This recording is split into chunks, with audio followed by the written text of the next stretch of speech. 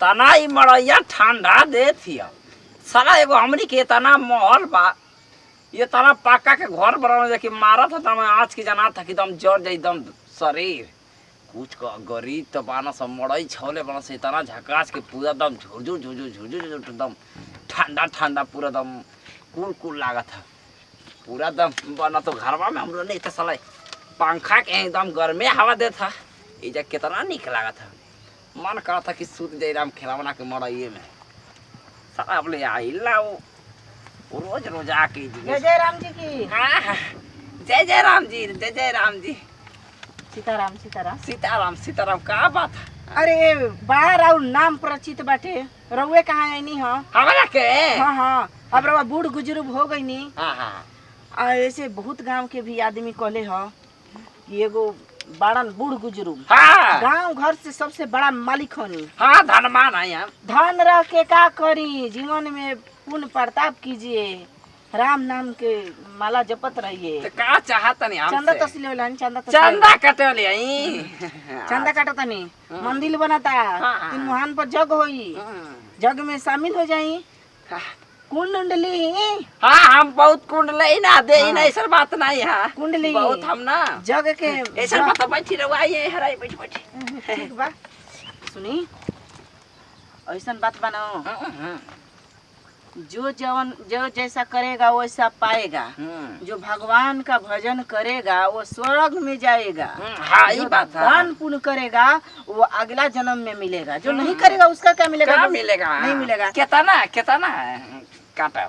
कितना का हमारा तो नहीं हे पूरा गांव के मालिक बानी 2-4-5 लाख रुपया जग में शामिल करी। बाप हो बापा तक तो एक नोच के कोई की जना के कोनो जना के देवे ना कहीं आई 4 लाख के बात करती है का हाँ हाँ देव ना। अच्छा ये बताई हाँ आई जौन उजर पहनले बनी हाँ हाँ हाँ ना तो विधवा पहने ले ना तो नेता लोग पहने न जा आपके पहने का जोर तो आपके पति मारे बोल के बना का हे हमार शादी नहीं के तो पति कौन कैसन पति आपका शादी नहीं के भाई देखी हमनी के जग कहवा वाला हनी जा ठीक बा तो ना हम विधवा हनी ना कोनो मुख्यमंत्री नेता प्रधानमंत्री कोनो इदा हनी ठीक बा हाँ हाँ। अच्छा ये बताई किरवा विधवा हनी हाँ विधवा है ओ यही से हमार मेहरारू छोड़ के चल गई है दांतवा चियोर के रहता हमार जब दांत चियोर चियोर के पानी पियावत रहे हो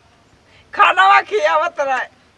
अखिया से लोरवा हमारे गिरे ला जब वो करैया दिया आवेला त एक गुरु अपन गिटिया ले खोले लगला ना तो इतना तो सुनत तो हम परेशानी में अब बताई धन दौलत रहला में का फायदा कोनो फायदा नहीं के दान करी बोली बोली चल ना बोली बोली ना ना सोचा तारी कि ना होई ना 2-4-5 बीघा लिख दीही साधु महात्मा लोग के दान करी पुण्य करी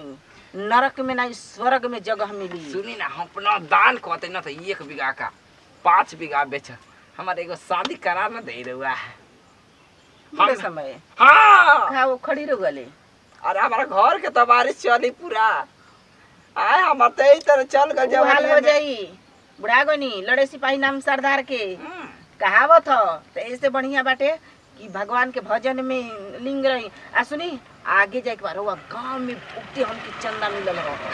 जन्मी रवो बोली मालिक बानी महाराज ना सोचले बानी अरे तो पूछे के कपड़ा पे मत जाई ना ना ना ना ना वैसे लागल है ना तब ऐसे पूछ दे नहीं रहुआ सब छोड़ी हटाई चंदा के बताई कि हम रउआ के कितना लिख दी। अरे लिखा एगो बात कही सुनी ना आपके चंदा दे देखी ये ताना आपको काच कुआर बानी आए आए साधु वाला दम भेष बना के पूरा जौन बाटे अपन जिंदगी के जौन बाटे बर्बाद करतनी हम एगो लड़की खोजते भाई ना तो हमरे से बियाह कर ही रहुआ ए ई का कहतनी बूढ़ बुजुर्ग बानी लाश शरम घोर के पिघले बानी का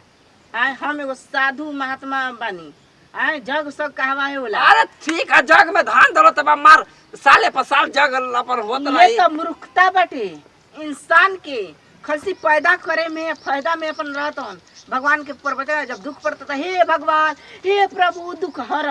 का हरी अरे अब का करे अब तो के जौन बात रहता हम समझाई देनी है गुरु माता जी नहीं समाज ही हमनी के नहीं खे अच्छा चल चल सीताराम ठीक है बा ऐसा बात बाटे कि बताई कि चंदा कर कितना काटी 11 11 लाख 11 रुपए पैसा। का ए बाबा हं? ई का कहतनी दुआ? हम जौन देते दान में उ भगवान हमरा पर खुश रहे ना। हम ज्यादा पैसा 11 रुपया दे आइल बानी या देते जाए। उतना गांव में नाम बा, बड़ बुजुर्ग भी बानी, मालिक भी बानी वो गांव के, आ 11 रुपया दान करतनी। एगो बात कही, चांदा मंगला से सकलप ने खिचड़वावत जग करावे खातिर मांगतनी। सुनी ना, आपके एगो राय देतनी, आपके ना रोवे के बना धोवे के बा कोई के नहीं के ना आपके कोई नहीं। आय ना हो तो किडनी बेच दे, सबसे बढ़िया कि मंदिर बनवा दे, आपको बहुत जय जयकार होई, नाम होई, समझे नहीं ना। श्री तो भाई सीताराम। ये काम करे, श्री सीताराम आँख सीताराम। बेचब तो कोई लाख के बेचाई, नाक बेच नाक कहतनी अपन बस बस फेफड़ा बस। बेचब, किडनी बेचब, पूरा दाम सब कुछ बेच देता। मंदिर का कोई महल पूरा मंदिर बन सकता है, आपके जय जयकारी मैं आदमी करे। भगवान भला करस, दस तबो अनाक दस तबो। काहे अरे अपना जान के बहुत मोह बना, आपके जब रोवाई गाला जान ना रही तो जहान का रही, महल अटाडी का करी तो नहीं आपके बुढ़ा जाई ना, दान पुण्य के लड़ाब तो खटिया पर हगब। जाए तो सब भगवान हमके देखा था, ऐसा बात नहीं के बियाह कर रहा तू हमसे तो मैं न भगवान ना देखता आए एगो पुण्य ना कर रहा तू। ऐसा ही हमार कोई रोवे वाला नहीं के ना गावे वाला सोते कि सब पूरा हमार परिवार बटे तनी झुनी झुनी पूरा हमार परिवार बढ़ंती होई तो कुछ